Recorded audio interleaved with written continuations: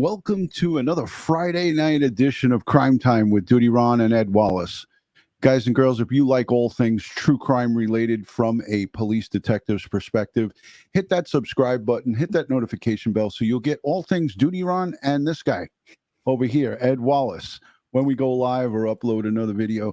Tonight, we're going to get into everything forensics, and we're going to talk about the live stream we did last night with Barbara Butcher. There seemed to have been some confusion on my afternoon live stream, and as we like to do things, Ed's a teacher, and we like everyone to learn the right way and not be misinformed. We have a couple of things that we're going to talk to you about, in particular about what Barbara said about the water in the lungs with Kiely Rodni. Guys, if you're not yet subscribed, consider subscribing to this community.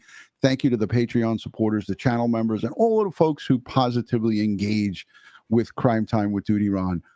This is what makes it a great place. When we get questions and answers and interaction back and forth, this is what we live for. And I know Ed, especially Ed, he looks at those comments. He looks at the live chat.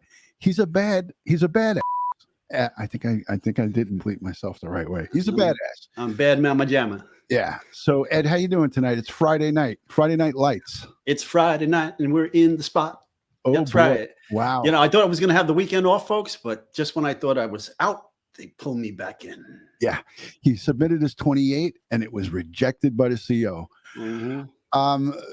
So, you know, last night we had an hour and 12 minutes of glory with Barbara Butcher and Nick from Adventures with Purpose. We didn't expect to have Nick on with us, but that was an added bonus. We covered everything from, you know, the recent recoveries of laptops and personal effects of Kiely Rodni to medical examiner details, right? We got into a lot of details with Barbara. Now, I mean, you worked alongside of her. That wasn't my thing, but you know a lot about this stuff. So I know today I went live. You know, a lot of times I go live with some passion, and I go live because there's a lot of things on my mind from the night before, and I was listening and watching, and you know, we had conversations about a lot of different things, but the water in the lungs is a sticking point amongst all the true crime sleuths. And we know this, Ed. There's men and women that watch this case closely, and we're all hanging on the fact that if, you know, Kiely Rodni was alive and went in that water, there would be particular things that a medical examiner would be able to determine, or somebody within that team, right? And then you know, Barbara came on with us. I'm going to play in a few minutes and had a conversation with us. I'll let you take it from there, Ed, because I know that you're chomping at the bit and you're ready to go and you're fired up. Yeah. So earlier today, you know, when Ron went live, you know, he was shocked about something he thought Barbara had said, but I think Ron was misinterpreted what Barbara was saying, and so that caused some confusion amongst our loyal followers in the chat. And I saw it and I brought it to Ron's attention, and I said, okay, let's go live tonight, part of what we're going to do, and we'll discuss this and we'll clear it so that there's hopefully no more confusion. Absolutely. And, you know, sometimes, like you said, Ed, I get ahead of myself, you know, and this forensic stuff is, it's learning for me as well. You know, it's a learning thing for me. And I was worked up over it because I felt like, you know, maybe we're not going to get the right answers, because again, you'll hear in this video, and Ed, you know, Ed's a dot your I, cross your T kind of guy. But, you know, we wanted to get into it, and I promised you guys I was coming live tonight anyways, to do a Q&A with you guys. And at the end of this thing, we're going to have a couple of people call in and ask questions. So get your questions ready, and get your cameras ready, and get yourself. This will give all the ladies a chance to put hair and makeup on and come on up with us. So go ahead, Ed, take it away. Okay, so excuse me. There was a what was that? God bless. Yeah, there was a question about, you know, can you tell the difference if someone was dead and then put in the water and made to, you know, to cover up the death and tried to make it look like a drowning? And the answer is yes. And the reason being is, if you're dead, your circulatory system has stopped. Your respiratory system has stopped. All brain function has stopped. Your central nervous system is not working anymore. Okay, so the water may get down into your lungs, but all the reactions to that water being in your lungs that would have occurred if you were alive are now not taking place. So you won't have the central nervous system defense mechanism kick in and create some tracheal spasms to try to keep the water from getting into the lungs. You won't have the electrolyte imbalances that occur when the water gets into the lungs and then penetrates through the alveoli and gets into the circulatory system. So the water shouldn't be getting into the blood and then circulating through the blood system. So that's not going to occur. And the cause of death for drowning is asphyxia. Okay, lack of oxygen to the brain, because oxygen is no longer getting into the blood and water is, and then you asphyxiate because the brain is no longer getting oxygen. So these things all don't occur when you're dead. Okay, so that's the point, that, yes, water can get into the lungs if you're dead and you're submersed, and but again, also the GI tract is shut down as well. So you may get some water into your GI tract, your stomach, but it's not going to be the same as if you swallowed a whole lot of water while you were alive and drowning. Right. And I think she said that last night too, because when I was questioning it, when she said, well, yeah, if in fact she was dead and went into the water, if with 2 weeks worth of being underneath the water, a certain amount of the water will get in eventually and go down into her lungs, but it won't be the same as if you were gasping and breathing the air. And she said, because your muscles are still working on your respiratory system is an involuntary act. You can't control it. Right. Okay. You can hold your breath for a while, but after a certain amount of time, your central nervous system is going to kick in and cause you to try to gulp air. Right. Okay. And if you're underwater and you gulp air, you're gulping water. Okay. Yeah. But your muscles are still working and it's pumping, and it's going to push that water down into the lungs, and it's going to try to push it into where oxygen should normally go from your lungs to your blood system, and then the water will go there. So again, if you're dead, this all can't happen. I think it's important that everybody understands it, because there could be a level of confusion to a novice that doesn't know about the inner workings of this stuff. And this is what's so fascinating about having Ed on staff. Ed being my co-host and here to talk all things medical examiner related, forensics. He worked in the medical examiner's office with Barbara himself. And again, like I said, he pays attention to the comments. When he sees people getting confused, and it's easy in this true crime arena to, as you listen to so many different things, and get confused. But here, you're not going to get confused, because it's going to be under no uncertain terms explained, in layman's terms. I said that to Ed one of the very first times we got together. And I said, we have to explain this stuff to everybody so they'll understand it. And Ed knew right away, because he's smart. He picks right up on that. And I'm not a pathologist. I'm not a doctor or physician's assistant. I'm just a learned crime scene investigator, who was the director of forensic training. And in part of my training, we had our forensic pathologist specialist for drowning, Dr. Tranchina, and he would give our lectures. So I learned, I learned from him and many other doctors about these effects of drowning and what to look for when I'm examining a body that's potentially drowned at a crime scene. Ed, here's one of your friends that you got into it in the comment section with, Scuba Dog. Mm-hmm.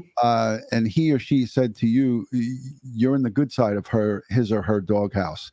I got a pretty damn good memory.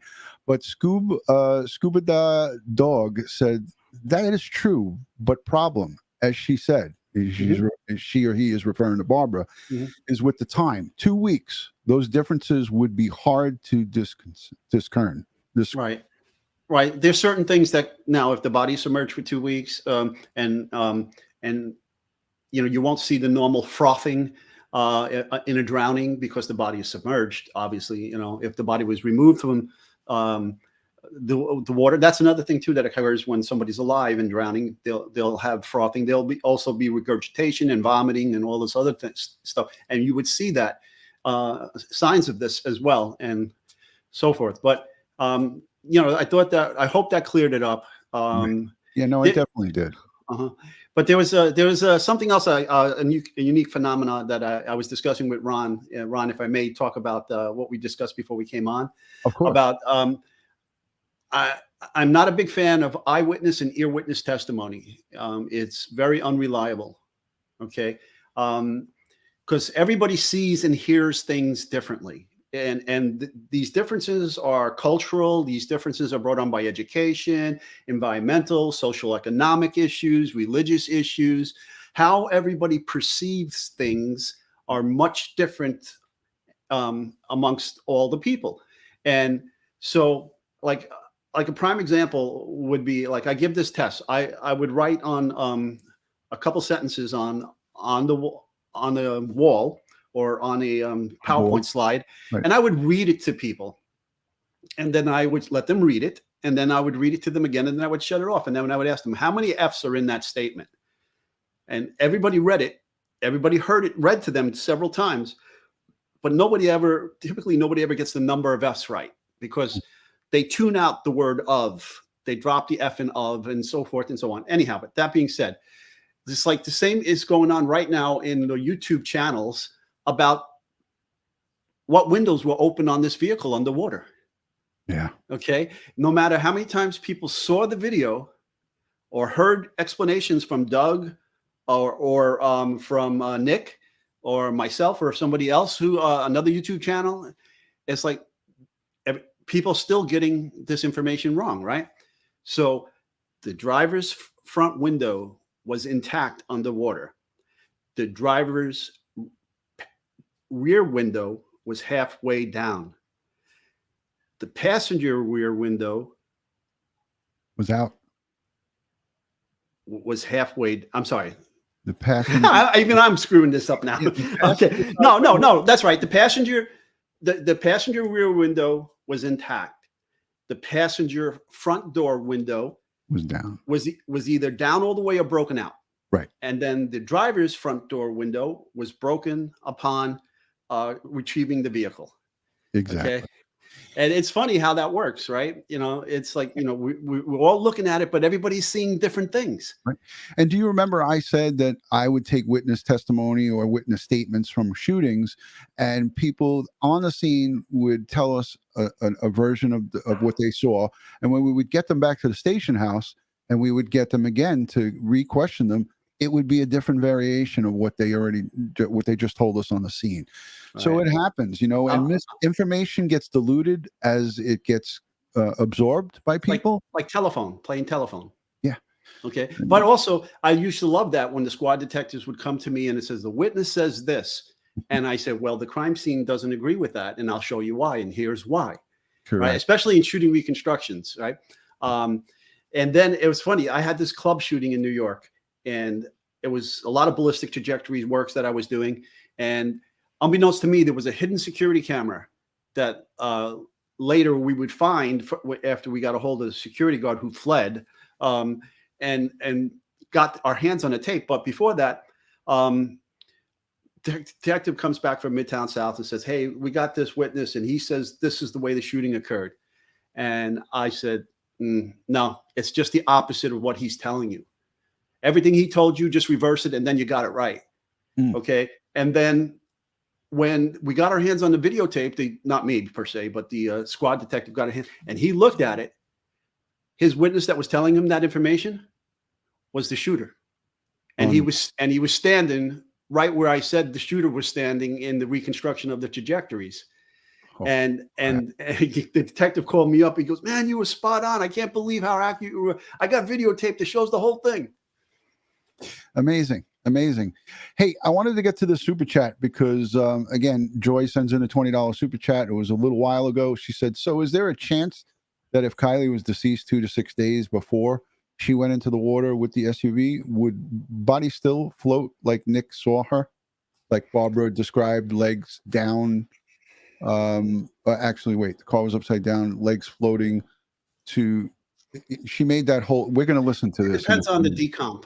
This is an internal decomposition where the bacteria are creating gases, and the gases is causing bloating, and then will cause the body to eventually float. It's also, all of that is predicated on body core temperatures, and in the case of the temperature of the water and so forth. So if she was not in the water, and and she had some degree of a decomp occurring internally, the bacteria growing and so forth, and then placed in the water, it's still a possibility. And there's a lot of other determining factors. If there was an open wound or if there was any type of trauma to the body, we don't know anything because nothing's been released. So let's be clear about that. Nothing from the medical examiner's office, a cause or manner of death, or anything has been released. But again, Friday night forensics with Ed. I think that might be a new show idea. Friday night forensics. Let me know down below, and Ed, let me and Ed know down below in the comment section if you want or if you'd like a Friday night forensics with Ed Wallace. And it doesn't have to be about particular cases that we're covering. It could be on any cases. And we could always do that. That's a damn good idea. I talked early this afternoon about Nick coming on and how we had no really ideas that he was going to stop by. That happened like so quickly. And it was supposed to be the second half of our show. So we were supposed to have a full 30 minutes or so with Barbara, and then another 30 minutes with Nick. And he came you saw him in the green room there. He came like 5 minutes into that live stream. So I was basically shitting a brick because I didn't want him just sitting there waiting, but he did wait for 15 minutes. We had a 15-minute conversation. Do you want me to play this clip, Ed? I have the closed caption on because I don't think it's necessary now, Ron. Okay, all right. Yeah, I don't think it's necessary. But if we do this Friday night forensics with Ed, then you're going to have to promote me to Detective Kindergarten. All right, so we'll let you name the show, so it's not Detective Kindergarten. No. We'll let I'm thinking of letting Ed let his hair down and his creative side. Maybe he could come up with a show idea. That was just my idea. Friday night forensics sounds great. It's a great call. Kevin L says absolutely love the idea. I don't know. Let me know again down in the description down below. Margaret, look at this one. Yes, absolutely would love Forensics Friday. Sean Pellegrino says Nick seems like a great guy. We concur wholeheartedly with that. Amen. Yeah. Susan Fitch says yes, Friday night forensics. I think I just you better trademark that before somebody steals it. Yeah. I put my foot in my mouth, and I think we've just given ourselves a little extra work. But I think it would be fun. I mean, I'm fascinated by everything forensics, and I have a newfound love for it since getting together with you. Oh, it is addictive. When I like I said, when I was in patrol and this lieutenant took me under his wing and he gave me a couple of forensic books, and I just fell head over heels in love with it. And I'm like, damn, I'm kicking myself in the ass for not having gone to college for that. But again, when in the 70s, counselors, guidance counselors and college counselors didn't talk about forensics. They didn't talk about STEM. I went in a different direction, but look where I am. I'm happy. Yeah. Absolutely. Renee in North Carolina, she's a channel member. She said, yes, we need that education. And you know what? I've saved quite a few comments over the course of time since you started with us, Ed. And it's coming up on a year. Around this time next month will be a whole year that Ed's been here with Crime Time with DutyRon. But I've saved a lot of comments, and people say to me and to us, I noticed that people in your chat are much more educated than in other chats because they have the knowledge that Ed is spewing out to them. You're teaching. So you're putting out on these live streams a whole bunch of info, and it's getting everybody fine-tuned because they know the ins and outs. They know the do's and don'ts. They know about what it takes to work an active crime scene. And I think it's a great thing. Hey, if anybody is new, just recently subscribed to this channel, let me and Ed know by putting a new in the chat. If you've been around here for a while, and we are kind of like a family atmosphere over here. If you've been around for a little while, let us know you've been around for a while and say hello in the chat. So Love Lyrics says, we have the pros. We certainly do. Troy is putting the acronym. There you go. Recognize, avoid, isolate, notify. Way to go, Troy. You get a star. Yeah. Deanna says, I'm new. Thank you so much, Fred Miller, for being new. Couple of weeks. Teresa, look at all these news. Saucy Sauce. I saw a name there. Mia Wallace. Any relation? Scooby the dog. Yeah, Scooby. That's your newfound friend. You're in the good side of the doghouse. I didn't catch if Scooby the dog is a male or a female. Justice for Erin is new. I'm trying to get to all the news. Karen is new. Pamela. People are loving Forensic Friday. Ed, I think you're with me or without me, you're gonna have to start doing Forensic Friday. I'm gonna have to teach you how to go live on your own. I'm gonna get my forensic geek on Fridays. Listen, let's talk a little bit about and I touched on this just briefly. So there's that young man, what is it, Click It TV, or I forgot, now it's slipping my mind, his channel. I'm sure everybody in the chat's gonna let me know. I think it's Check It TV or something like that, whatever.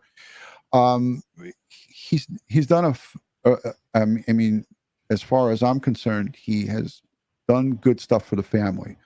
But we made it a point to say, hey, if you're going to go out there and you're going to try Check It TV. Thank you, Susan. So if you're going to go out there and you're going to find stuff that could be potentially part of a crime scene, Ed, you use that acronym RAIN, and just explain why it's so important. And then there's nobody here. We're not bashing him and what he did. I think it's great because he gave Kiely Rodni's grandfather and father her personal effects back. I think that's a good thing, but at the same time, we need to teach what's right and what's wrong. I don't know, Ed, you're laughing. Anything funny? Yeah, somebody said I look like a ghost. My lighting is bad. All right, I'll tone it down. If you listen to every comment that's in there, you're going to be doing jumping jacks. But hey, these are our folks. Got to listen. I know. Listen, we can't make it perfect. That's what makes it unique. Well, respect, though. Respect. And yeah. Evidence. So, yeah, it's important. You have to think about what you potentially are doing and its impact on a criminal investigation. Right now, we don't know if this criminal or an accident right now. But there still could be some civil liability issues as well. And so we have to worry about, people, internet sleuths and so forth, going out there and finding things. It's okay to find them. Yes, no problem. That's when RAIN kicks in. Recognize, so you've recognized it, avoid it, isolate it, and then notify the people. Now, in this case, as I said the other day, seems to be a whole hell of a lot of law enforcement malpractice going on out there. Okay. I don't know why things are being done the way they are. I don't know why, a guy calls up and tells you on a 911 call that he's found evidence associated with a high media profile case of international standing, and you tell him you're not coming. That's just bullshit. I'm sorry. That is, in my opinion, that is a criminal in nature. It's official misconduct in my book. Okay. And the fact that it was even there in the first place goes back to the way they handled removing the car, which we already talked about, and things that they should have done and they didn't do. Okay. Listen, I'm not going to sugarcoat this. I'm not going to give these guys a pass because they're law enforcement. Okay. We have standards. We have protocols. We have procedures. And these things were not followed correctly. Yeah. Even if someone made a determination, hey, this is meaningless. This stuff is meaningless. I don't know how they can just jump to that conclusion, but you don't leave it at the bottom of a lake. Yeah, that was horrifying. You know, again, if this comes down to be a criminal investigation and the personal effects that were recovered due to the negligence of the FBI and on-scene law enforcement, you talked about, and I'm so proud and happy that you spoke about this before all this personal effects have been recovered. It was actually 2 days before this broke. So 2 days before Check It TV found the laptop and all those personal effects of Kiely Rodni, Ed said this, and he said it with Doug Bishop from Adventures with Purpose. Now, I'm going to link that here in the description for you guys to go and look, and I'll put the timestamp in it. But my system is all messed up right now. Otherwise, I'd play it. I just can't hear it. My external volume, I need Josh, the engineer, to come and get on duty and fix that. But Ed mentioned this 2 nights, 2 whole nights before this happened. And he said that, you know, he would have, if it was his crime scene, not turn and flip that car from its roof upright, and he would have netted those windows. So no potential evidence if this in fact becomes a crime scene, or, you know, and like you said in the past, Ed, you have to take everything as it is a potential crime scene. You can't go under the assumption that we have a straight out simple accident here. A young kid who coincidentally at 16 years old in the state of California with a permit, with a junior license, you're not supposed to be out driving after dark.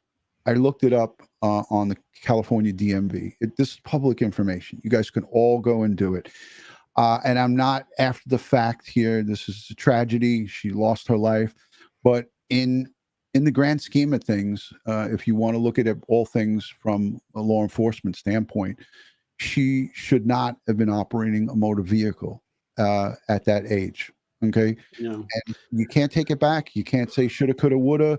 But at the end of it all, she wound up in that lake, and it needs to be figured out. The pieces of the puzzle needs to be put together and figured out how she got in that lake. So wrapping it and not flipping it, Ed, talk about why you said that. Well, first of all, there's a body in there. All right. Second of all, there's all this loose evidence in there, and there's open windows. Okay. And why for the life of me would you not wrap this car to keep everything in place as much as possible? And why for the life of me would the divers not stay alongside the car as it's being pulled out to see if anything is coming out of the vehicle so that they could recover it? And why, after the vehicle was taken out of the car, were people with no gloves on touching the steering wheel? Why did the driver's window need to be broken? Were photographs taken underwater of everything in situ inside of the vehicle? The body's position, the ignition, the gear shift, all of this information, okay? Because wheels don't roll if the car is not in neutral. Yeah. Okay. And steering wheels don't work if the ignition key is locked. Correct. Okay. And people with gloves, no gloves, were touching the steering wheel as the car was rolling out. I mean, yeah. And there was a question here. Can you get fingerprints from that laptop and DNA? And yes, you can. It still could be there, even though it was submerged. Yes, absolutely. And I want to put the super chat on the screen. Gods of Thunder sends in $10 and says, many people think, now let's emphasize, many people think it's impossible for a body to end up in an SUV hatch. If it sinks nose first before rolling, isn't it likely that they could be there? Question mark. Vehicles rarely roll on surface, right? Yes. I mean, think about how again, think about the physics. Think about the gravity of what's happening. The weight of the engine is going to pull the nose down first, right? And the water is going to come from the low point upwards towards the rear hatch as the car is descending in the water. And so, yeah, things will, if things can float, they would tend to float to as the water is rising with the water rising. And where's that water going? It's going to the hatch area. That's the last place that gets filled. Yeah. 100%. And let's peek at this comment by Nikki. She says, this crime scene was handled so sloppy. They should be embarrassed with how they handle this. Well, I think it should be more than that. I think that the state attorney general's office should conduct an investigation on of how this was handled, the whole case. Yeah. I mean, the case isn't closed yet, and it's not going to be closed because the sheriff gave herself 2 months wiggle room to come to some kind of conclusion here of the case. There's no doubt in my mind that the autopsy's done already. Right. Like they're just waiting on the tox. And I think that it's outrageous, too, that they bragged all along about the 19,000 man hours and multi-agencies, including the FBI, the Nevada County Sheriffs, the Prosser Sheriff's Department, Truckee Police Department, all kind of mutual aid came in here. And Adventures with Purpose shows up, and 37 minutes later, we have the vehicle and Kiely's body recovered. They should be hanging their heads low, and they should be press conference to explain to the people who they serve. They're sworn to protect and serve the people of that county. They should be clear and transparent about what the hell happened here and what didn't happen. And you know what?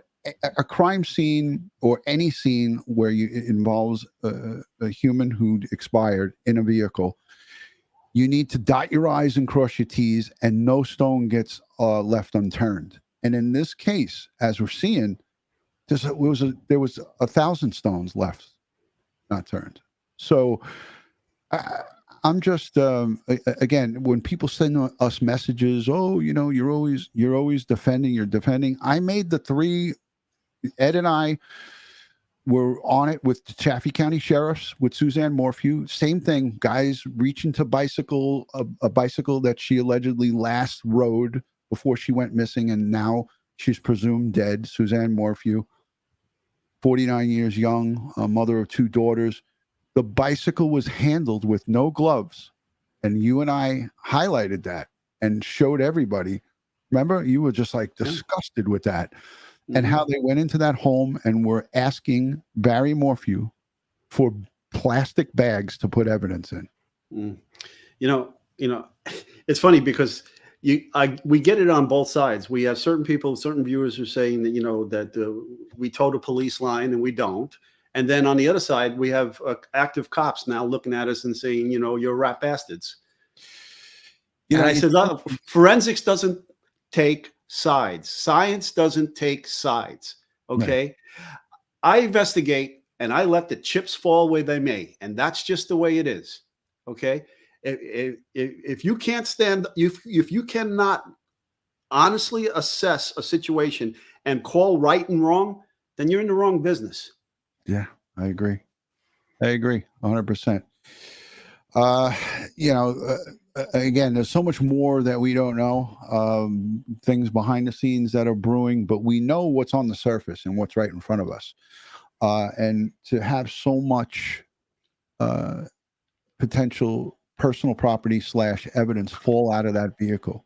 And like you said, once you turn it and things go missing fall out of it, the chain of custody is done. That's right. That's what I'm saying. Civilians that are out there, the chain of custody in here is destroyed now. All right. And it's going to give defense, if this turns criminal, it's going to give the defense attorney so much ammunition. Could be detrimental to a prosecution of a potential homicide suspect if this turns out that way. But so that's why we have to think beyond ourselves. Yeah. Okay. If you're going to plan to do this, get some advice from somebody forensically, get some training, like, EquiSearch gets training on what to do in their searches. And you can see how Nick and Doug, how they are trained. You can hear it. This is a crime scene. Do not remove the license plate. Do not touch anything. Do not manipulate anything. Go around, so forth and so on. And they do their best, to follow those rules of RAIN: recognize, avoid, isolate, and notify.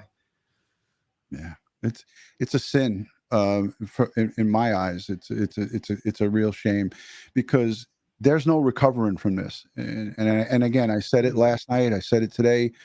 for the folks who were doubting, this gives them even more reason to doubt. I just want to show this without the audio playing.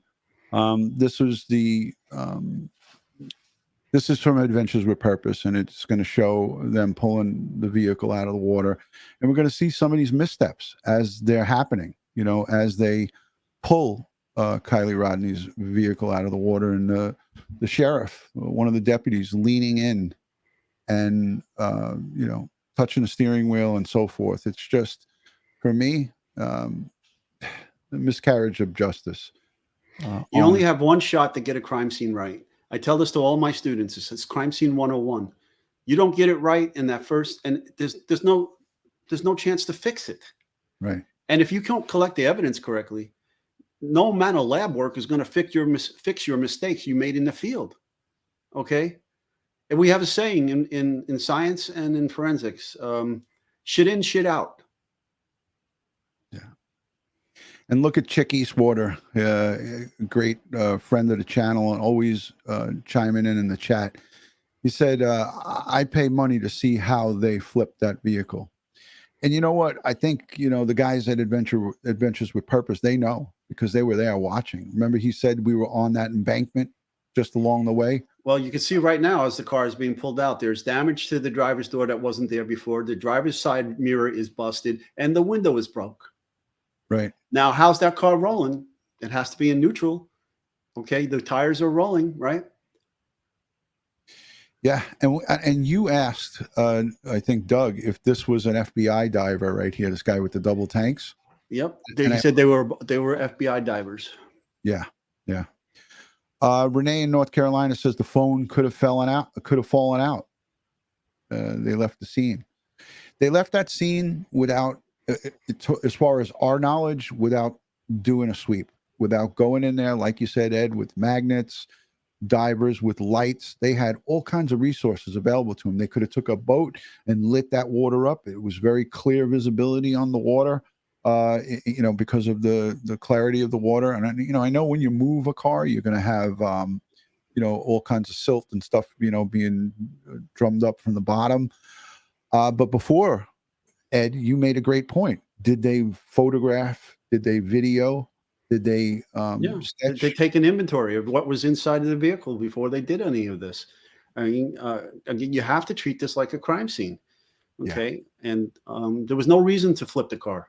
Leave it on its roof and pull it out that way. But first, wrap the car, seal it, and then guide the car out. Be alongside of it. Watch what's coming out of the car, if anything comes out, and then make a notation and go. They didn't do a secondary dive. They didn't do a search after the car was removed. Yeah. Melanie Horton says one is wearing gloves. One is not enough. Everybody should be wearing gloves, and everybody that's touching or handling anything should be wearing gloves, not also, just. Okay. If the car is in drive, and they're pulling it backwards, they're tearing up that transmission. Okay, here's this, deputy sheriff or sheriff here with her hands all over the car, no gloves. You don't need to push that car. It's being towed. It's being dragged backwards by a tow truck. That's another thing too, that because she's going in there and she's manipulating the steering wheel to get the tires to turn towards the tow truck. Okay, that can't happen unless if the ignition is locked, the steering wheel locks. Right. Yeah, you can see the water coming out. I didn't look so closely at this when we played it the last few times, but look, you could see the water pouring out of the driver's side window as it's coming up here. See it still coming out? Yeah.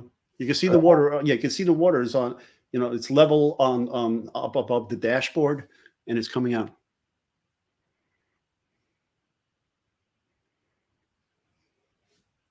Yeah, right there. You can see it. Right. Who knows who's floating out right there? Yeah. Kevin sends in a super chat and says, Ed, what about the headrest being 6 to 12 inches from the roof and the third seatbelt being locked in the hatch? Would she still float to the rear? So this is again a big sticking point. There's somebody who has photos and pictures of the back hatch area with a seatbelt. It says Ed. Yeah, I saw that seatbelt, and we discussed that yesterday with Nick, and wasn't sure that in fact it is a seatbelt, but something was protruding from the trunk. Now, I believe Nick's video shows something like that underwater, but I don't know. I need to look at that a little closer. And then the headrests, I have no knowledge on that or saw any footage of the distance between the headrest and the roof. Barbara George is saying what you said just before. Needs to be reported to the Attorney General's office. Somebody needs to look at what was being done here. I mean, these kind of things just in this day and age, it shouldn't happen, especially after, if you saw the first news conference after Adventures with Purpose found the vehicle, and the way the news went after these law enforcement agencies about how is it that these guys found it and you missed it. I think this is pretty big news here. Hold on. Troy is telling me to go to 4323. 4323. Okay, I'm at 4308. Let's see what he wants to show us at 4323. Getting there. 19 2 23. All right, I'm at 4323. I don't know what we're looking at. What do you see, Troy? Let me just look at one of these super chats to make sure. Ron, go to 4323. I'm at it. Let's see. Might be a different video, mate. Sorry. Oh, are you from down under? Okay. He said it might be a different video. Maybe he's referring to Nick's underwater video. Could that be it, Troy? But this is the one. This is the video. He did send me stuff because he is a retired, I believe, Honda Honda car salesman.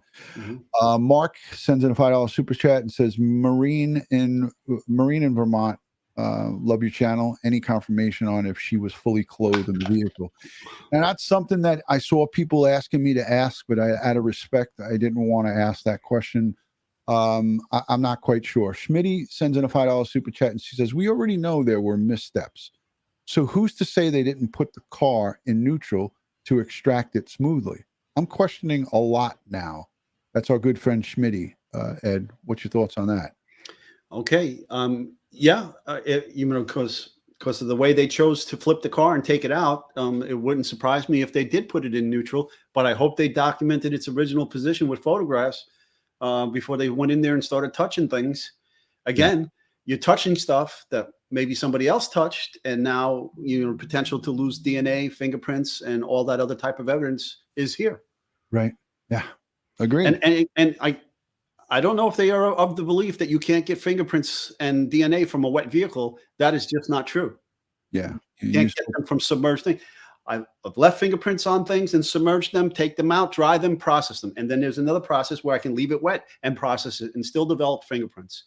Right. I've left fingerprints underwater, stuck my hand in underwater, touched surfaces, and left fingerprints. Amazing. All right. And guess what's in the fingerprints? Sebaceous gland material, oils, and so forth, and DNA. Yeah. JW sent in a super chat. It's about to go away, so I want to read it. How much negative effect has affirmative action had on police departments over the years? Well, I don't know. That's not got nothing to do with this. Yeah, but it was it was a question. It was sent in. I wanted to read it. I mean, that again is not going to be pertaining to this, but I get where you're going with it, and I appreciate that you sent it in. How far away from the scene? Hold on a second.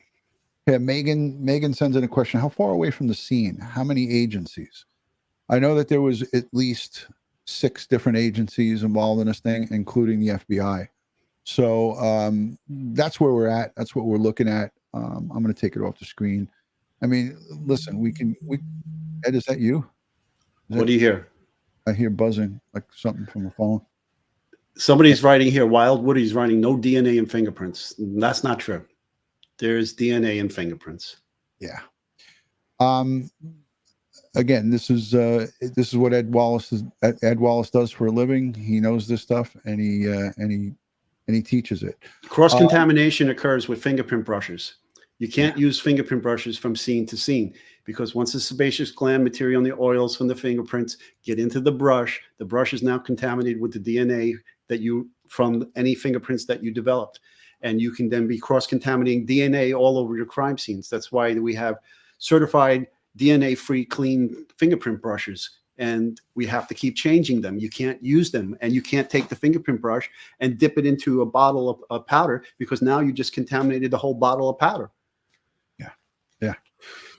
Excellent information. DGAS DAGS 333 DAGS 33. Thank you so much for becoming a channel member. We appreciate it. Ed is my new crush, says Kiki Ray. Ed, you got a new fan. Okay. Thank you, Kiki. Here's another one from Love Wins. Ed Wallace rocks. I agree. People are asking, is there any suspects? Megan Thompson. We don't know. We don't know. We do not have access to the case file, and they're not talking about any suspects. They're not talking about any crime at this point.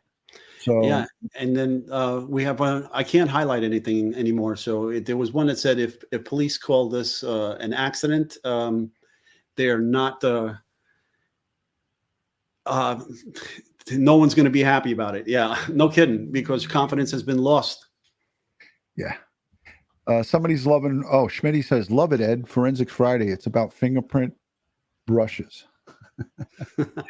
Well, it's a part of the business. What can I tell you? Yeah.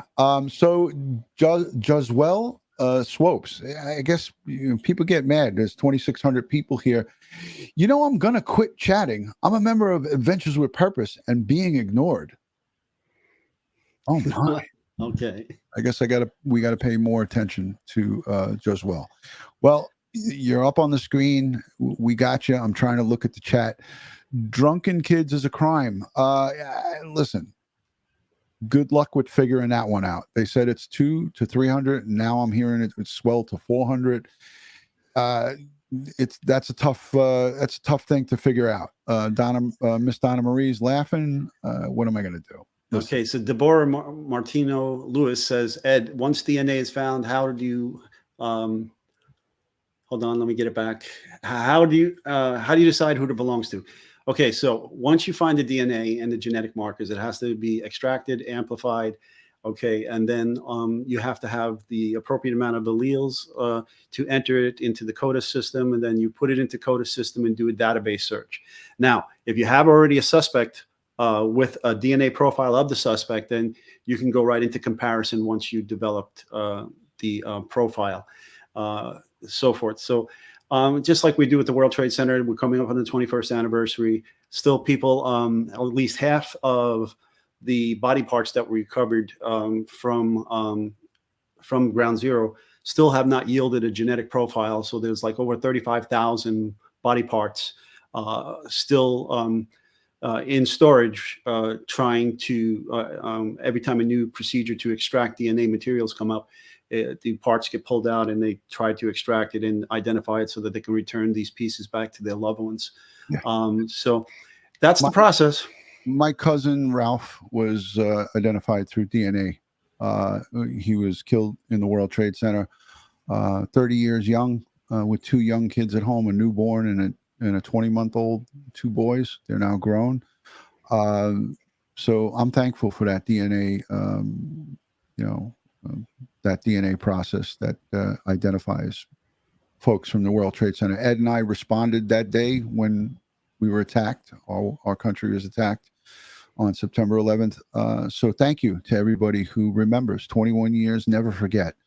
And that's coming up on Sunday. Stephanie H. sends in a $10 super chat. Yesterday, Nick said that there was nothing obviously suspicious that he could see and we couldn't see. If she were nude, that would be extremely suspicious. Thank you for your informative lives and panels.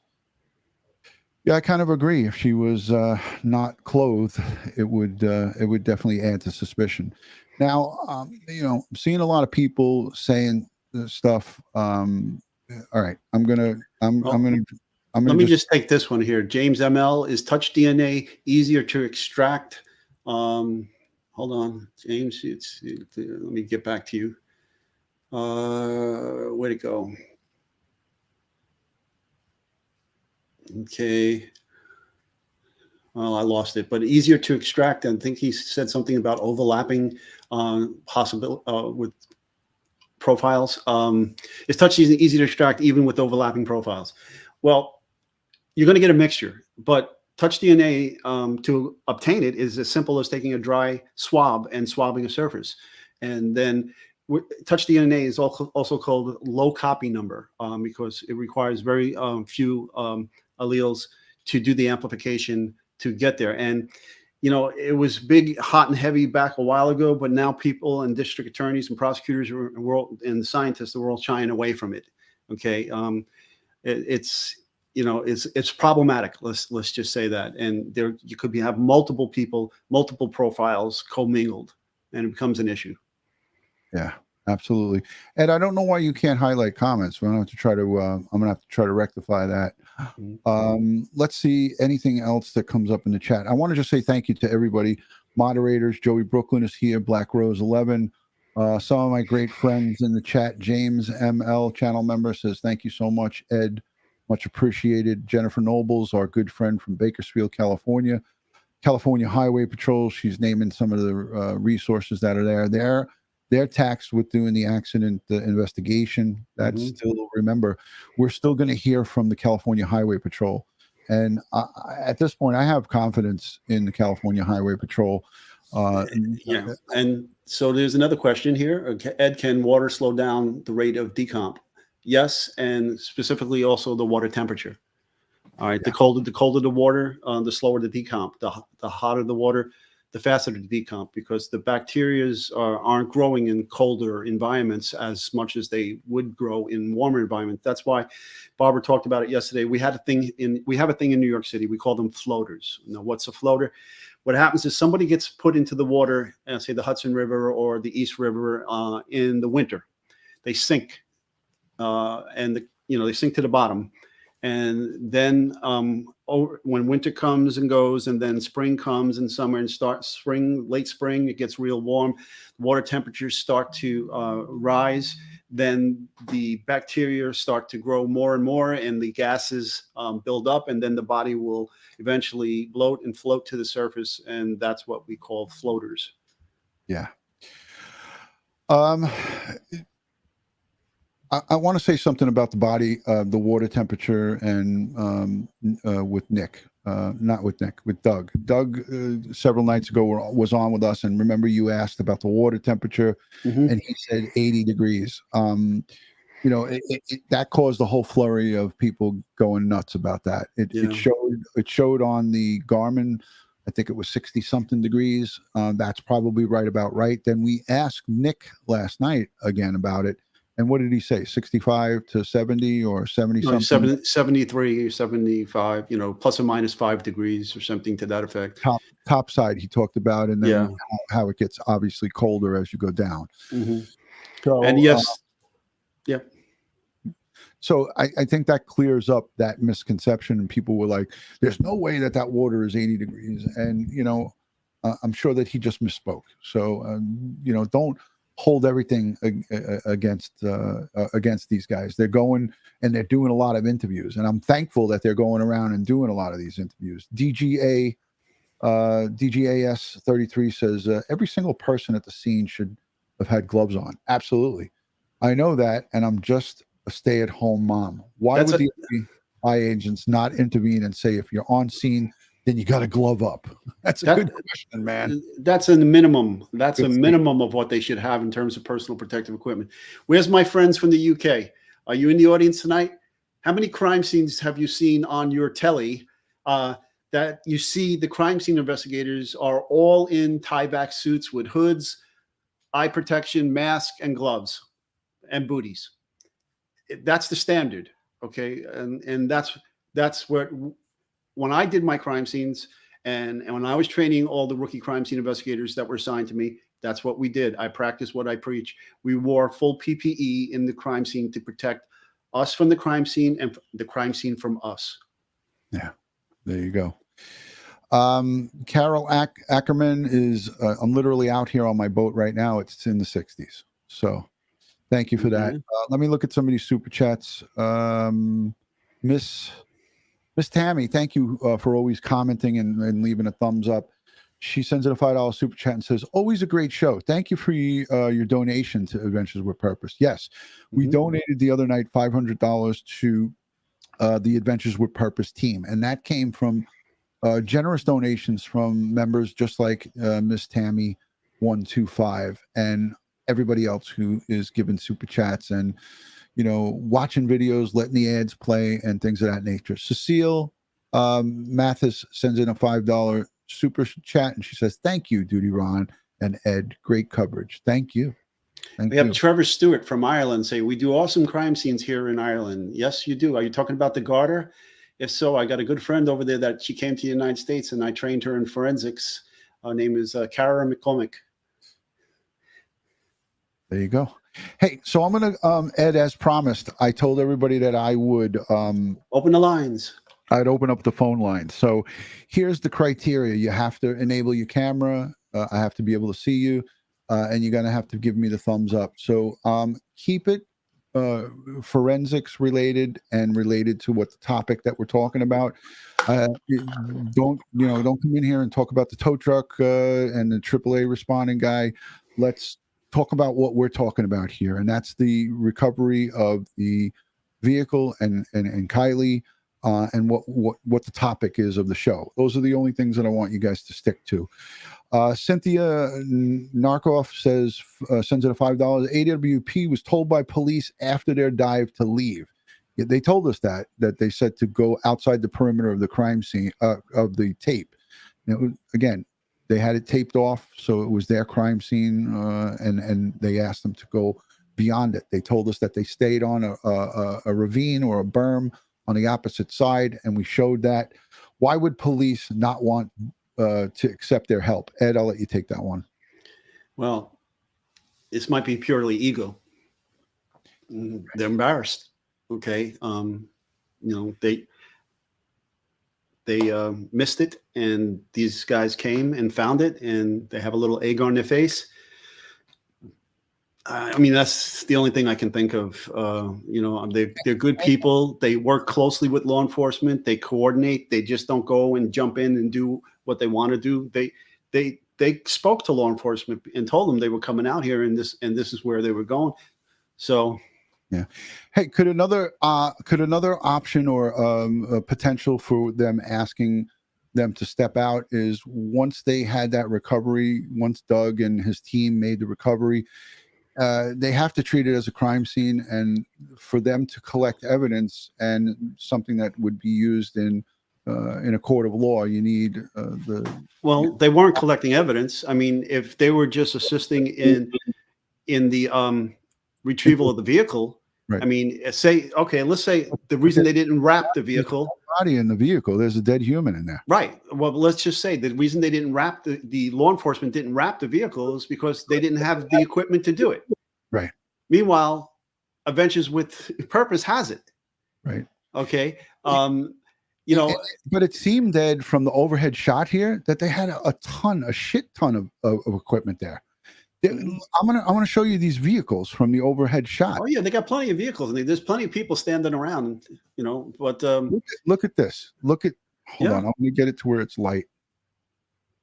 Hold on. Just give it 2 seconds. There's 3 people waiting to come on in. AP and Terry, I got you on deck. AP, just give me a thumbs up if you're ready. All right. So here's a tent. There's a trailer from the sheriff's department. And watch as this thing pans out and goes towards the end of this. I doubt that tow truck operator is law enforcement. No, he's definitely not. But wait. Right. So I mean, so you can let certain people help, but other people can't. Yeah. Here we go. This is what I wanted to show you guys. So there's like 20 vehicles here. No. You can't tell me that you didn't have the resources to wrap a vehicle. It's just they didn't have the knowledge to do it. And I'm sure that Doug and his team maybe suggested it to him, and they were like, "Hey, kid, we got this from here." I got to ask him. I'm going to outright ask them, privately, not on a live stream. I'm going to actually text Doug and see what he says about that. Anyways, we have two brave young ladies that want to join Ed Wallace. They want to come into the crime scene class. AP, welcome. How are you? Where are you watching from? Hey, from College Station, Texas. How's it going? All right, home of Texas A&M. There you Woo! go. That's all right. Mm-hmm. Hey, I had a question about the car. Yes.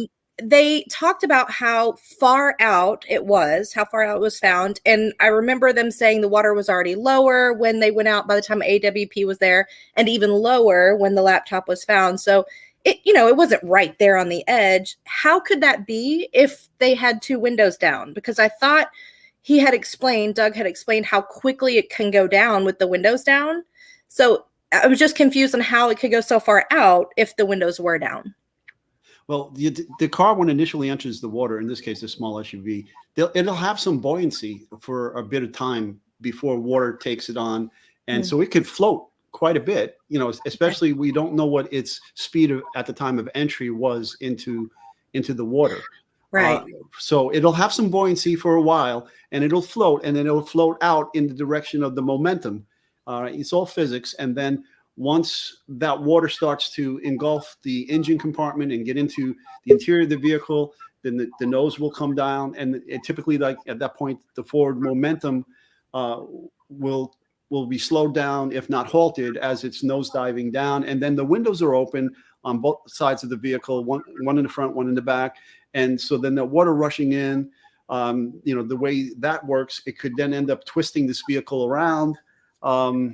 There's a lot of dynamics, and it's all physics. And we can actually do computer reconstruction of this event and see how it plays out. There's software that we have that allows us to do this type of reconstruction. And we can probably predict if we know the speed, which we can potentially get from the data box inside of the car. If we know the speed at the time of entry, and we know the weight of the vehicle and its buoyancy, those things can be predicted. Okay, so it has to do with buoyancy and then how fast it was going. Right. And you know what, AP? I feel strongly that California Highway Patrol Accident Investigation Squad, they are going to be able to get, and I'm praying. I'm praying that we have competent authority in the California Highway Patrol. They're just like the NYPD's Highway Patrol, and they're very well versed in accident recreation, all of this stuff. So we may get a really top-notch investigative piece from them, and I'm hoping and praying that we get that.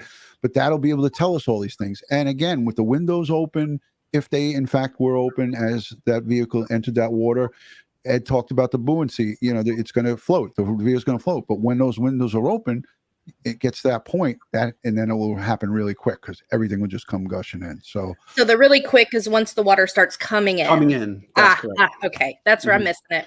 And also, compartment, and then it's going to happen as it goes down and gets by the passenger side window and so forth. Gotcha. And also too, there's another phenomena that occurs. And like you say, you're in a car and you panic and you're being submerged, and now your window's covered by water, and you kick out that window thinking you're going to kick this dial out and swim out. Well, that water rushing in potentially can pin you to the other side of the vehicle. So you have to understand those dynamics as well. Oh wow! So it's like salmon swimming upstream.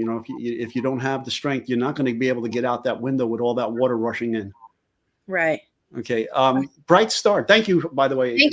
Thank you, AP. Uh-huh. All right. So Bright Star has something up here about 4323 before they could see something float out of a window. Okay. But okay, we'll get back to that. You have another guest waiting. I do. I have Shab Baby 32, but she's got to enable her camera. That's one of the rules that I put. As soon as I could see that it's a real person behind that camera, I'll add her on. If she doesn't enable the camera, then we're not going to be able to put her on. So still seeing just a profile pic. So I'm going to... Who's next? I'm going to kick her out. There's nobody else. Everyone else is scared to enter Ed Wallace's training camp. What is it? 4323? Okay, it says here, let me find it again. 4323. Before that, Look who's chiming in. before that, before 23. Hey, Doc and Just Julie. Thank you for the super chat. 4323. 4323. Before that, you could see something float out. So I think they're saying before that mark, you could see something float out of the window. All right, I'll go from 4225, 4245, and we'll let it play. Let's put that on the screen. Thank you, Dr. Ed and Julie. We love you. Thank you, guys. Yes, we do. I'll go full screen. They can still hear us, Ed, talking. Let's take a peek at this. Mm-hmm. They're going out with the tarp right now, is what we're seeing. Nobody's got gloves on the shore there. And there's that one FBI diver, and there's another guy on the opposite side. With the blue tarp. 4302 right now. Thank you, Black Rose.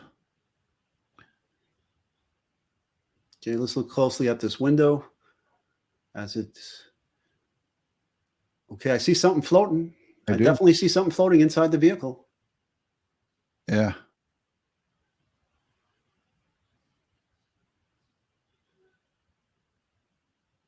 I gotta go back at that. Wow, these people are good, man. I see water coming out. I'm looking at that front door. And I gotta go back at that. Whoa. Well, there was definitely something floating inside the vehicle. Yeah, let's take a peek at this again. You can see it right there, right? Fungal. Hey, easy there. Hold on. Yeah, it's right there. Yeah, you see it floating.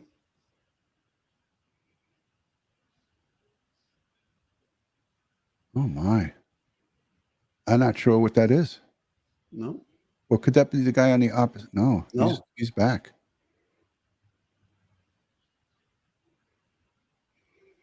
They wouldn't let her. That's not Kiely. Doesn't no. It looks like something. Yeah.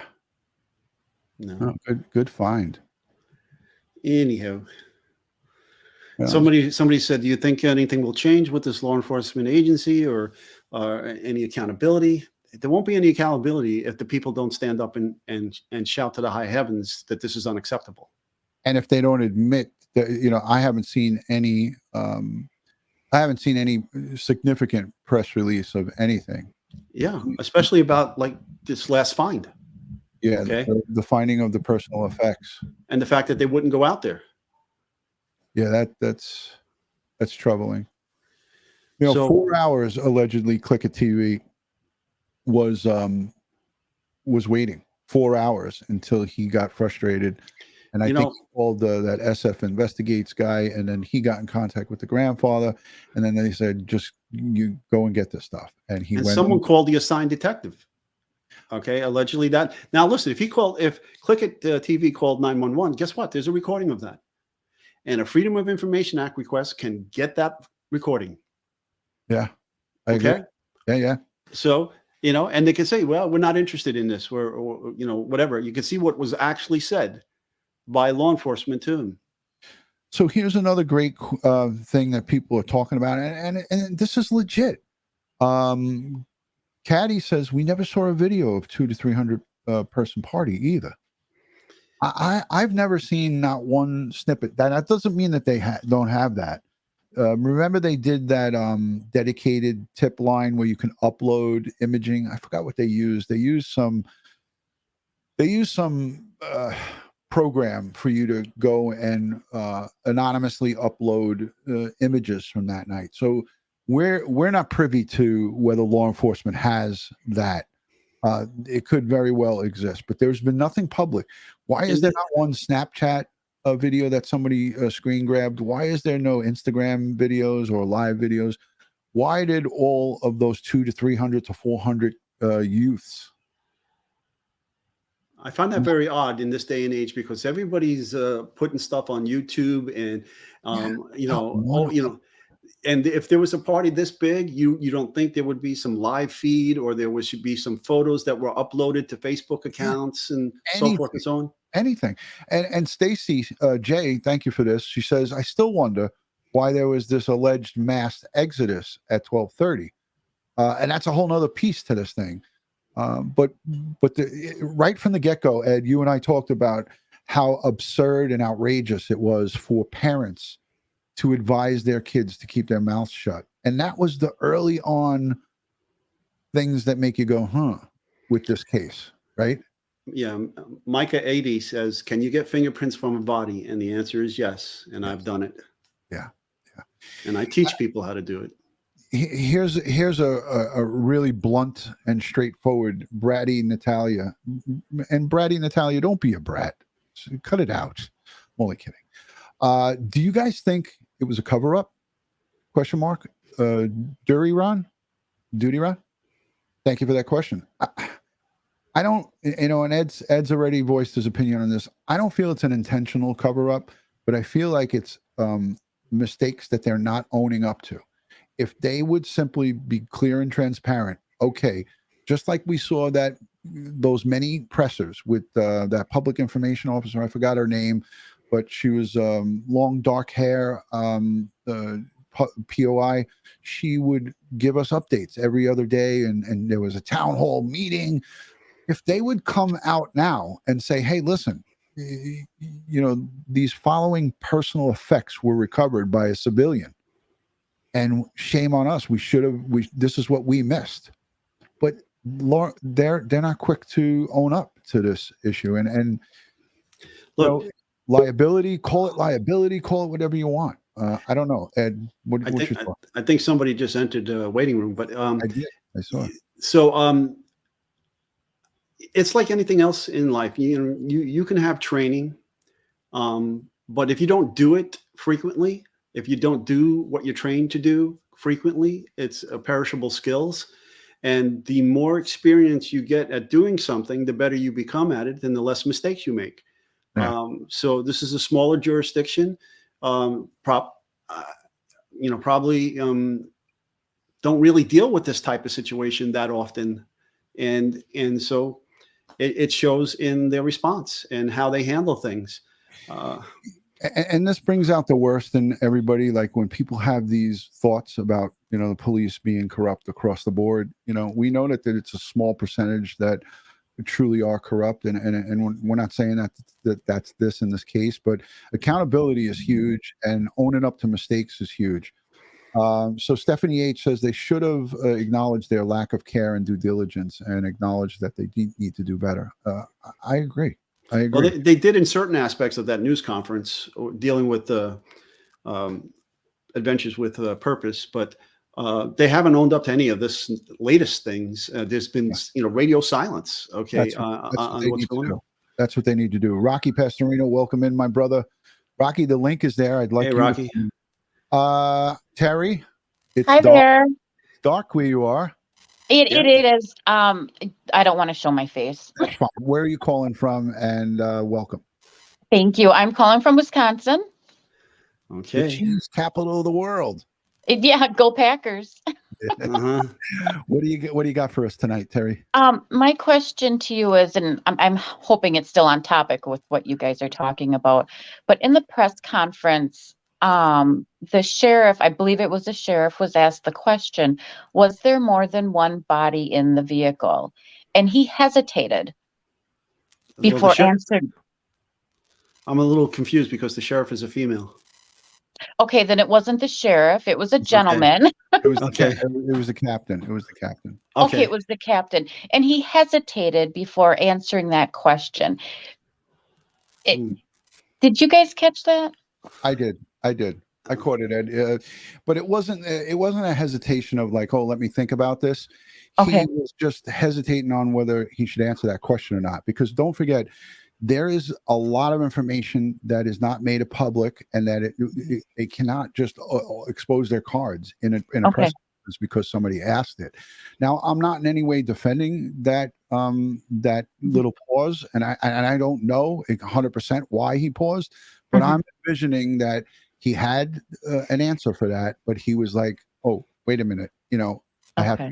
have to keep the integrity of this investigation." And now looking back at it, we're like, "Well, where's the integrity of any investigation? They got shit Right. floating all over the lake." Oh, exactly. Exactly. Beckfast was in wanting to come up, and then she dropped off. If you can, Beckfast, come back, because you always have some good questions. Anything else, Terry? No, that's it. Thank you for clarifying that up. It was just a question that I had, and it just didn't. I didn't want to go off in some area, you know. No. I appreciate that. We love and respect all the questions, as long as we keep it respectful back and forth. So Absolutely. yeah, so I appreciate you, all of your, I know you're a long time subscriber, and you leave comments all the time. So I greatly appreciate that. Thanks, guys. Have a good night. Thank you. Bye, Terry. Mhm. DC Primetime sends in a super chat and says, if Ed were processing the scene, what would he do? You've answered this a few times, but Okay. So first of all, if this was in my jurisdiction, I would send the NYPD scuba team down. They have their cameras. I would tell them to do extensive amount of photograph work before we do anything else, once they found the vehicle. Okay. Also, we document the position of the vehicle, which way it was facing, get the compass directions and all of that, fix its position. So, we'd get all that documented, measured and everything before everything. I'd have them wrap that vehicle, thoroughly wrap that carefully. And then I would direct the vehicle to be towed out as is on its roof onto the shoreline. And we'd work hand in glove with the medical examiner's office, because the jurisdiction of a dead body is the medical examiner's office, not law enforcement. We do not own that body in terms of investigation. We assist and we document, but the jurisdiction by law in New York City of that body is the medical examiner's office. Then I would, once the vehicle was out, we would do just like what Barbara said. We get it on the flatbed, and we'd wrap that. It would be already wrapped, but then we may put additional, secure wrapping on the vehicle and have it towed to our forensic garage, and where the medical examiner's office and the crime scene people will work the interior of the vehicle and the body. In addition, we'll have a team stay at the scene, and we'll ask the divers to re-enter the water and conduct a thorough line search under the water for anything that may have come out of the vehicle, or anything that may have been strewn out of the vehicle when the vehicle went down. And we would identify all of that, photograph it underwater, get its location, and so forth, and have that all documented. There's plenty of schools, like you can go to the Federal Law Enforcement Training Center, and there's plenty of private schools for underwater crime scene investigations that teach all of this. I see we have another person in the chat, right? Yes, Beckfest is in. As soon as she gives me the thumbs up, there it is. She's awesome. Hey, Beckfest, welcome. How are you? Hi, good. How are you? What happened to the video? Sorry, I added her before when she had her video on, but it was a mistake. I hit the button, so we got to see you walking around your house. Oh no, that's okay. No, that's okay. What's your question? I had a question that I guess that I've been kind of wanting to ask. There's a bunch of opinions on what happened and theories and things. My question for you would be, for both of you, would be: have you been able to come up with any possible way that this could have been an accident? Is there a logical scenario where, instead of it being, foul play or something like that, that it could have been an accident and have it all still make sense? Ed, I'll let you go first. I won't venture to guess there. I hedge my bet on the science. I'm waiting for toxicology and the forensic report to come out. I want to know what the postmortem exam found. I would never, stick my neck out on a limb like that to have it sliced off and speculate. I think the safe bet is to stand pat, wait for the science to come back, and then go from there. And then the accident reconstruction people, again, more science here. Let's get that data terminal out of the car. Let's see if it's usable. Let's see if we can get the information from the car. Just from what you see here, I would not speculate. I'll answer for you my thing. I mean, I concur with Ed. I don't like speculation. That's not what we're based on here. But initially, I'm going to tell you this, Beckfist. Initially, I had felt strongly that it was a tragic accident. Yeah. She had a little too much to drink. She took a wrong turn, went into the water. But Yeah. now that things are unfolding the way they're unfolding, and that we're hearing a little bit more, I'm somewhere, I'm definitely torn, and I don't like Ed said, I'm waiting for the science. Yeah. I'm trusting that the forensic folks and the California Highway Patrol Accident Investigation Squad are competent, because I'm not one of these jump on the pile kind of guys that, well, if the initial people screwed up at the scene, that means everyone's going to screw up. I'm not going to buy into that. People can, bash me for it and, say whatever they want to say. I'm hoping that, like Ed said, the science will lead us to these pieces of the puzzle that we do not have fit right now. The puzzle is not put together. It's all over the place. So that's where we're at, Beckfest. Where are you calling in from? You did this a few times, and then forgive me. Yeah, it's from Arizona. I'm in Arizona. Hot as hell there, right? Oh, it's been warm, but Where- and it's been humid, but I think we're getting a little bit of rain tonight, so it'll chill out just a bit on the humidity. But I think tomorrow we're supposed to be in either the low 100s or even upper 90s, so it'll be a good go for this weekend. Well, Maricopa County, yes. Yes. Okay. Yep. Uh-huh. so you could still fry an egg on the sidewalk, or just take a little bit longer. Oh, you can, yeah, and bake cookies and everything. Awesome. Yep, it's Beckfest, very hot. Swimming pool. We always appreciate you coming in. There's a lot of people waiting, and I want to get to everybody. And then, Great. That's great for you guys. Thank you so much. I appreciate it. thanks for Okay. subscribing, and thanks for being a good participant here. Yep, absolutely. We will wait and see the outcome, as unfortunate as it is. Okay. Yes. Thank Let's you. pray for the family and the victim. Yeah. Absolutely. Yep. Thank you Stay- so much. Stay cool out there. Oh, I'll try. Thank you. All right. Up next is God of Thunder. As soon as God of Thunder gives me a thumbs up, I can't see him now. I saw him before. I don't know if he walked away, but we get the thumbs. I see a thumbs coming up from God of Thunder. Thor is here. Thor is here. We're going to add him in. God of Thunder, what do you got? Where are you calling in from, my friend? Hello, can you hear me okay? Hi, sir. I'm I on sure can. Okay.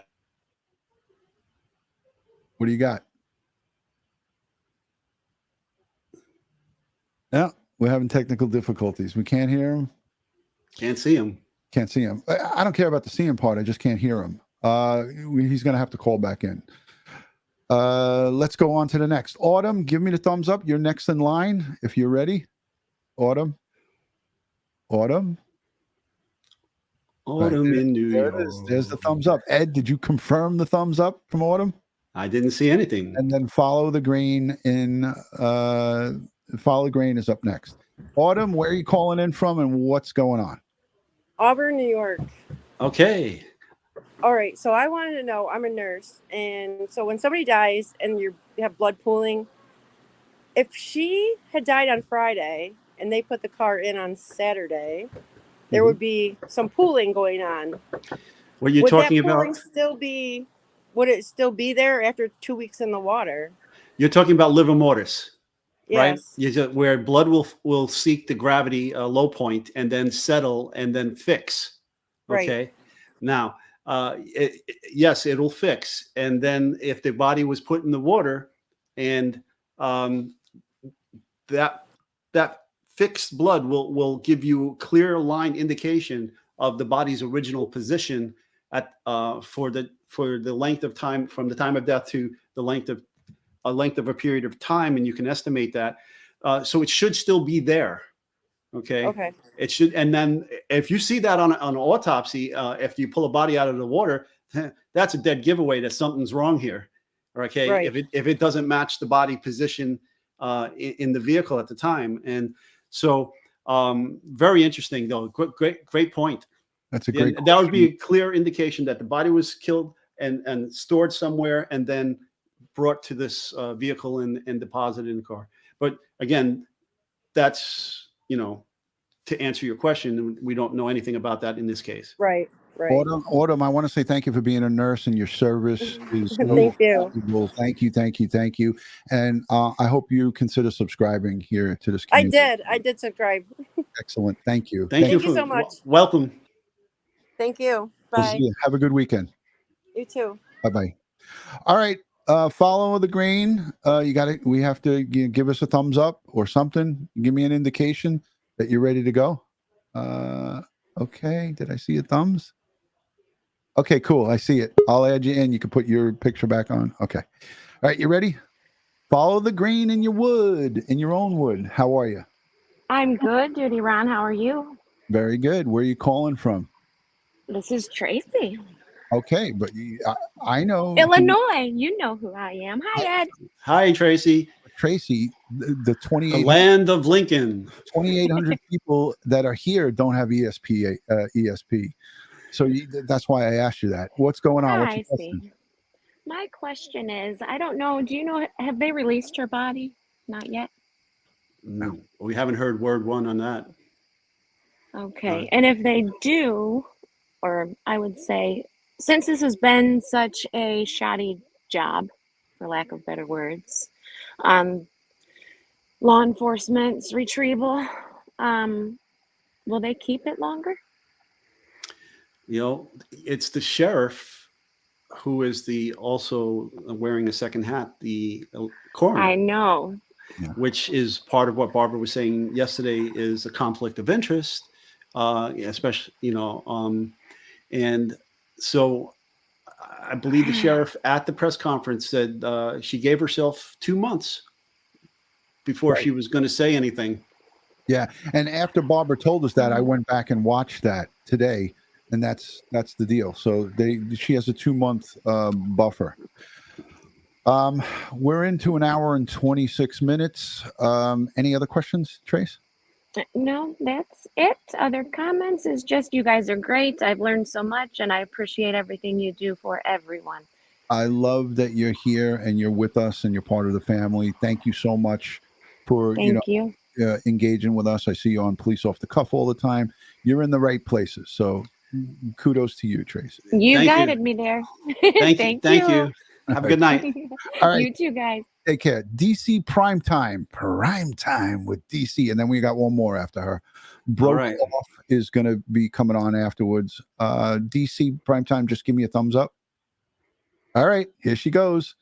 DC, where you calling in from and what's your question? Good evening, Ron. Good evening, DC. I am from Austin, Texas. My question is for Ed. I know you kind of went into the wrapping of the vehicle and everything like that, but as far as the analysis of the vehicle itself, are there going to be like measurements done, like how far the seat's back? I'm sorry. You think go ahead. I apologize.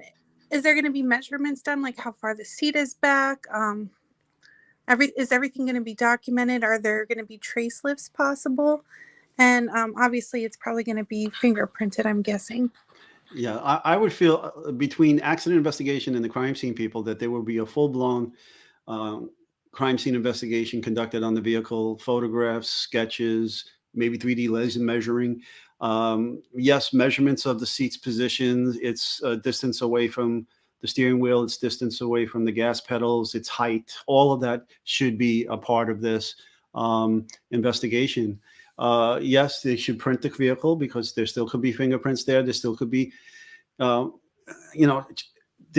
we call hairs and fibers trace transfer evidence because it's one of the easiest evidence to lose, especially in a water situation. But that doesn't mean you don't do it anyhow. You get an alternate light source, you search the fabric of the vehicle, you look for foreign hairs and fibers, and you collect whatever you can find. Also DNA, you search for DNA evidence, you'll take swabs, door handles, seatbelt buckles, whatever the case may be, try to identify who was in the vehicle, and any other physical materials that are or evidence that are in the vehicle, and then you want to process them for the same type of things. And then, the accident reconstruction, we'll look at all of those things as well. Plus like I said, some computer forensics and things of that nature. Did I answer your question? Yes, and if I may, just one quick follow-up question. What about bodily fluids? Would those like be trapped in the fibers of like the seats if they were like a vinyl or some kind of material rather than If it was a cloth leather? material, sweat and skin tissue could get trapped into those areas. Saliva, things of that nature can also, but being that it was submerged rather, there could be a whole lot of dilution. But it doesn't mean that you don't try to find it. Now, a lot of the bodily fluids will fluoresce under alternate light sources. So if you get that kind of fluorescence, there's additional chemical testing that can be done on scene, presumptive testing. And if they come back positive, then you take the samples and send it to the lab and let them try to extract it and get a genetic profile from the materials. Thank you very much. I appreciate that. Have a good night, guys. You are Okay. awesome. Thank you, DC Primetime. Thank you for checking in with us. Broke off. Give us the thumbs up and you're ready to go. She was like, oh, it's my turn. Just as soon as I get the thumbs up from you, I'll add you in. All right, here she comes. Broke off. What's your name? Where are you calling in from? And what's your question? My name's Brooke. I'm from Pennsylvania. Brooke, thank you for joining Crime Time with DutyRon. Hi. I just wanted to know if a car goes into the water with one window all the way down and one window halfway down, will it flip from side to side, or is it going to flip like all the way over? Do you guys know that? Well, there's a lot of factors involved in this. Is the body weight of the vehicle, the speed of entry, how the water got into the interior compartment. There would have to be computer models generated to understand this. Can't say definitively which way it would twist, but these are possibilities. Hi, Youngly. Say hi. Okay. So there would have to be a full workup done on that, but you would expect some type of movement to the vehicle caused by the water rushing in from, especially the front window, which, the passenger side window was either fully down or broken out. Okay. And the water rushing in, that could cause the vehicle to twist as it's submerging. Okay. And thank you for putting that question in the private chat. That was pretty advanced of you. How did you know to do that? I don't know. It was just there. We've been hacked. Oh my God, we've been hacked. No hacked. I was complimenting her on her tech, so it was pretty cool. I saw All right. She gave us a preview of what she was going to ask. I thought that was private. When we let her into the backstage. Okay. She gave a message and she figured that out on her own. I like her. Good for you. Good for you. I like her. Kudos. I hope you consider subscribing to this channel here with me and Ed, and we appreciate your input. All right. Thank you. Good night. All right, take care. Okay. Stay safe in Pennsylvania. She didn't give us confirmation whether she was subscribed. All right. Maybe she'll leave it in the private chat before she leaves. But anyways, I think we got everybody. I'm going to give away some memberships. I'm just asking folks to, number one, subscribe to this great community here on Crime Time with DutyRon and Ed Wallace. Ed's watching the chat and laughing. She said in the private, she said, I'm subscribed. I am subscribed. I am. Okay. Thank you, Brooke. All right. So two things. Number one, make sure you're subscribed. And also give this video a thumbs up. We're at 1,300 thumbs up. I want to get it to 2,000. There's 2,775 people watching. Let's get those thumbs up to 2,000. And I'm going to give away for 2,000 thumbs up 20 free memberships. So Rocky Pastorino says $20 to give away for free memberships. Rocky, why don't you call in? For crying out loud. Thank you, Rocky. We thank you for the super chat. We'd love to hear from you and talk about your searching on the ground for Naomi over in Fernley, Nevada. Rocky Pastorino, a great friend of Crime Time with DutyRon. Zoe is chiming in. We're getting close to 2,000 thumbs up. So Ed, I'm gonna try to get you out of here so you're not gonna get in any trouble tonight. I know it's Friday. Zoe. Too late. Oh, hell no. All right, Zoe, are you ready to go? Just give me a thumbs up on the thing, and then we'll add you in. Okay, there we go. I see it. Okay, go ahead. Put your little there. She's putting her Jack Russell back on. Yeah, my border collie. Hey. Yeah, it's great to talk to She you guys. actually- I've been she following you guys corrected me. for. Zoe, you corrected me pretty quick. I like that. Where you from, Zoe? Originally from New York, but in Los Angeles. Transplanted now, Los Angeles. Wow. Yeah. Do you think that the family should possibly get like an independent autopsy because of this conflict of interest that you're talking about? Great question. I do agree. Yeah. I was going to ask Barbara that last night, and it slipped from me because we had so much going on. But that was going to be a question that I wanted, and I valued Barbara's opinion on that. And I have a feeling that she would say, and Ed, correct me if I'm wrong. I have a strong feeling that she would probably say it couldn't hurt. Yeah. No, actually, it only helps. It keeps people on the straight and narrow. Yeah.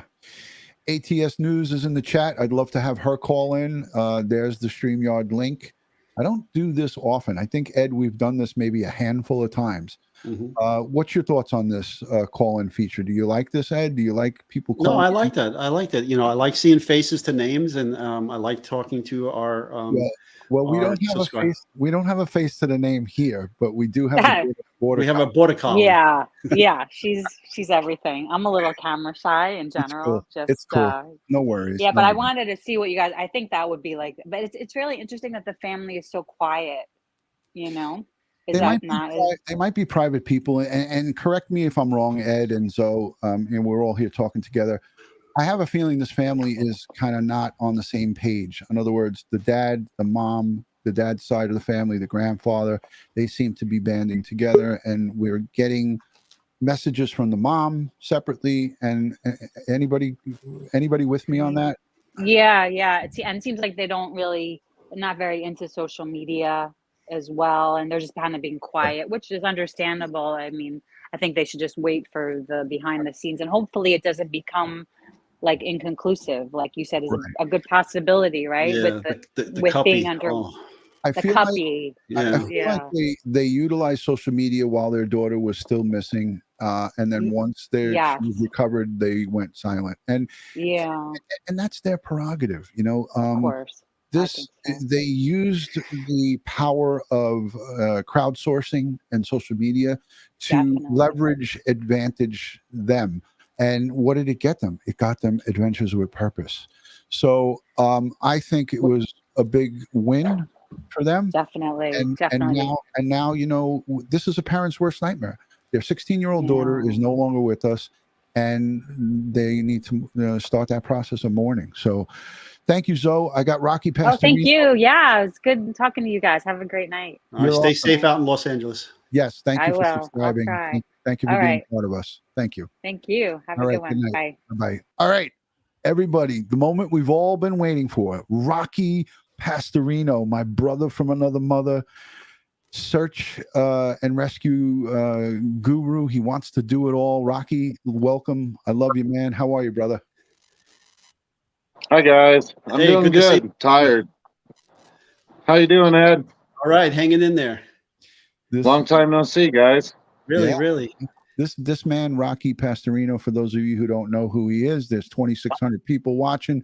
He was instrumental in mobilizing hundreds of people to search for Naomi. Do you want to talk just a little bit about what you did down there in Fernley, Nevada with Casey? Well, we rallied a bunch of people from all over the West Coast, pretty much, California, Nevada. I think we had some from Arizona. We had 500 plus people at that search for Naomi, and unfortunately we weren't very successful, but we tried. And I also learned a lot, and now I'm working on being part of Lyon County's thing. So it's the sky's the limit, right? Yeah. Who said volunteerism is dead? Yeah. Nobody that I know of. That's right. That's right. Let me tell you, this guy right here has a heart of gold. He works 12 to 15 hours a day. He's a heavy machine operator, and he volunteers his time to search for the missing. Rocky is the kind of guy that everybody should emulate to be, because he is a man of honor, and he is out there doing whatever he needs to do. I mean, I've heard him say this to Dave Rader and Twyla Cisco: wherever you need me to go, I'll go. And this is the kind of guy he is. So everybody that's out there that's thinking about volunteering or trying to help, this guy Rocky right here is he's the man, and I love him. He's a great guy. So every little bit helps, you know. I mean, it doesn't take much to make a huge difference. And if more Amen, people Rocky. realize that, I mean, these searches could be huge, and we could have a lot more recoveries and a lot more, you know, live findings. You know, I'm curious about the folks in the chat right now. For those of you who are here, I know a lot of you are following us because of the Kiely Rodni case, but who here has heard of the Naomi Iron case? It's still ongoing. Troy Driver is, he's trying to play that game of competency and all this bull crap. But just by a show of hands, who has followed the Naomi case, and who knows of Rocky Pastorino? Just put a 1 in the chat if you're aware of it. I think there's a lot of thumbs up. People are saying me, 1, yes, not me, 1, not me. Rocky, I think everybody here has heard of you. You want to talk about some of the challenges that you faced getting together with 300 to 500 people at any given time and a moment's notice? You weren't equipped to do this. You just did it. You want to talk maybe about some of the problems or some of the hurdles you had to go through to get this job done and to do it? well, the first hurdle was trying to figure out what needed to be done and the process of how to do it. Like, if you've never done it before, or you don't know people who have done it, and you've never been around it, you'd have really no idea. And I got to sit in the command center, and I kind of learned the whole ins and the outs of the whole, how they break everybody into teams and how they break everybody into certain regions, and everybody searches their own little region. And I learned a lot from the first search. The second search was way more successful, way more organized. And I wish I'd have known as much the first time as I did the second time, because I think the first time would have been huge for us.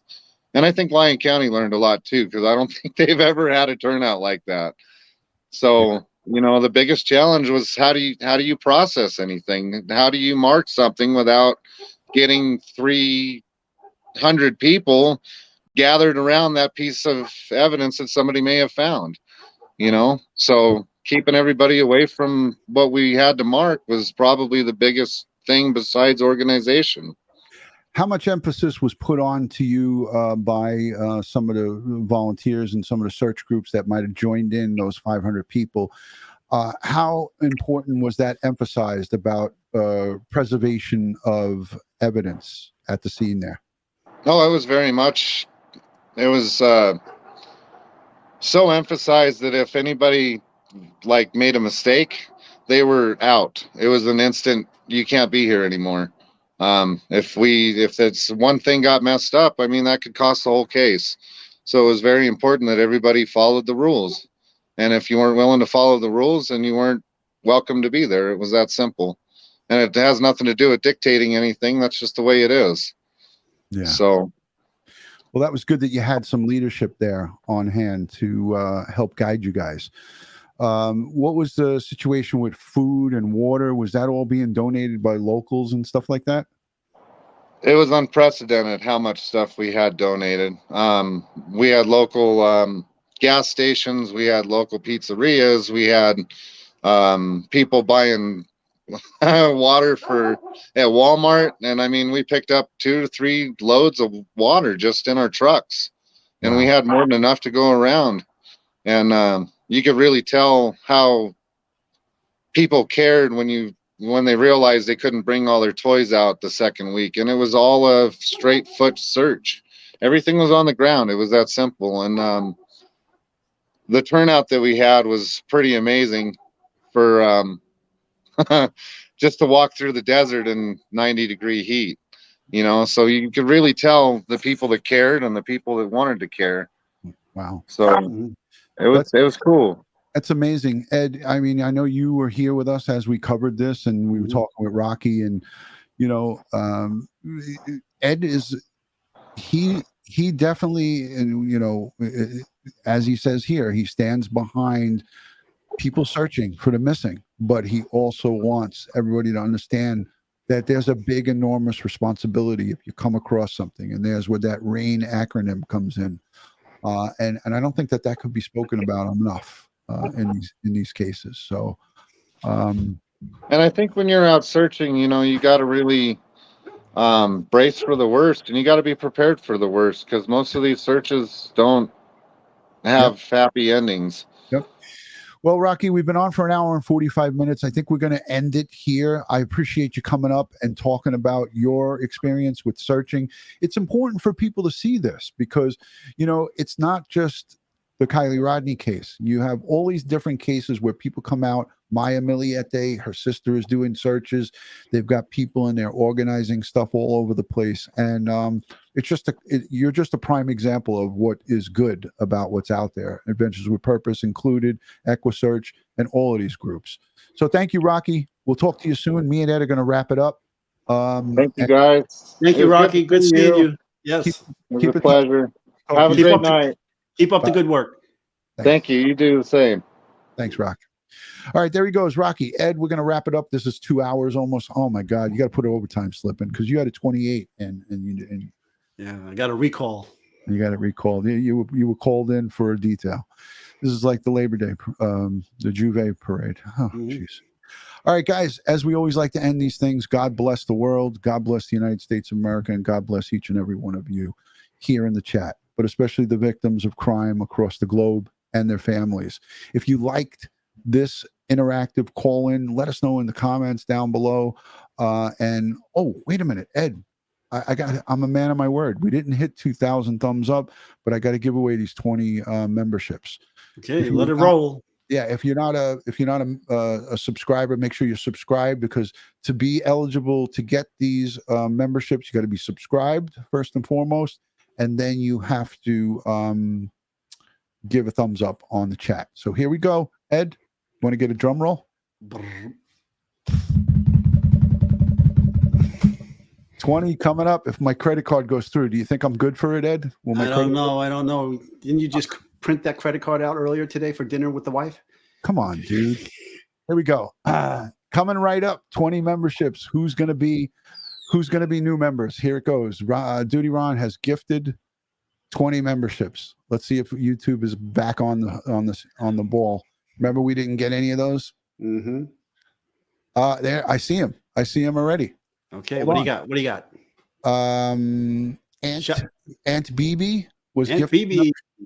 She's well deserving to that. Was Aunt Bibi, now Aunt Bibi 2. She got a membership. Nikki Bella. Oh, she's awesome. Nikki Bella got a membership. She's going to be so ecstatic. Forget it. Mel Mack got a membership. Shore Lee has gotten a membership. Dr. Sock Girl was gifted a membership. There's 20 of these things. Steve and Amelia, they got a membership. A couple right there. Ed, holy crap. Keep it rolling. It all went through. Maisie T was gifted a membership. Marek was gifted a membership. Someone saying I have an iPad, but my computer's not working. Nope, they weren't gifted a membership. Let's see. Who else? Wow. All right. So congratulations to all the new members. 20 of them went out the door, and we got to go out the door. Ed, what do you got for these guys? Always stay safe, stay prepared, watch your six. It was a pleasure being with you tonight and answering your questions. And I like this idea of Friday Forensics. Forensics Friday. I like it. Yeah, that's it. Kindergarten cop. Ed. Yeah, thanks. I just got promoted. Everybody have a good weekend, and we'll talk to you soon. Good night from New York City, and we will see you on the next one. Peace.